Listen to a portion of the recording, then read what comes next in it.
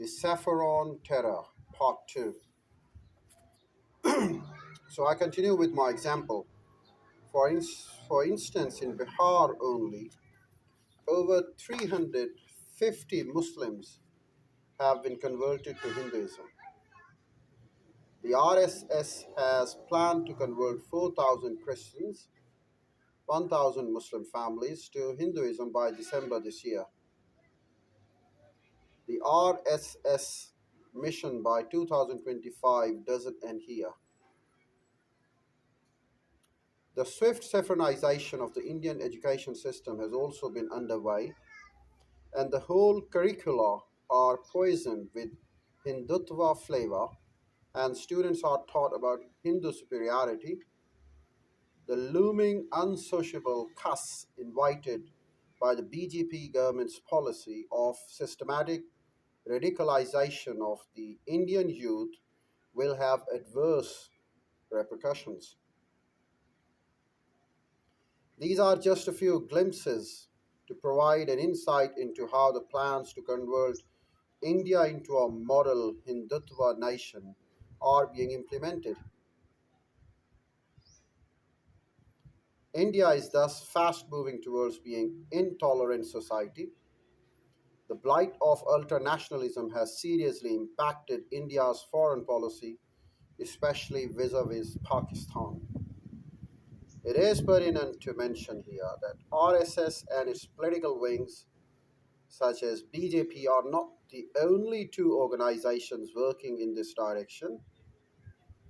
It's a coordinated compound of various outfits and, cons- and constitutes the total of over 52 bodies collectively called Sangh Parivar that acts as a platform for Hindutva inspired volunteers around the world to contribute for this noble cause, as they call it.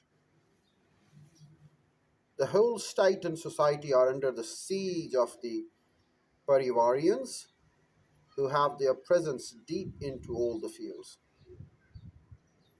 Admittedly, to work for the speed of any specific religion is in no way condemnable, but the extremism and antagonism this ideology has spread in India over the past few decades is really appalling. The expansionist Parivar is very clear and precise in its objectives. Some of its main doctrinal assumptions are: number one, transform India into Hindu Rashtra. Number two, ban cow slaughter in India. Number three, teach Sanskrit compulsorily to all students in India. Number four, minority groups like Muslims and Christians should be considered non native. As for their policies towards Pakistan, the design of RSS in this region are influenced by the teachings of India's political father and mentor Chanakya and the concept of Akhand Bharat, undivided India, which RSS still braces, is actually part of its lessons. The BJP and RSS nexus has long been pursuing the policy of regional dominance and hegemony. The thing to worry about is that Modi's policies towards Pakistan and Kashmir are the tuition lessons taught by the ultra nationalist RSS are clearly directed towards the attainment of Parivar's border goals, for which Modi is being used as a pawn. Only a cursory glance over these policies might testify the whole notion.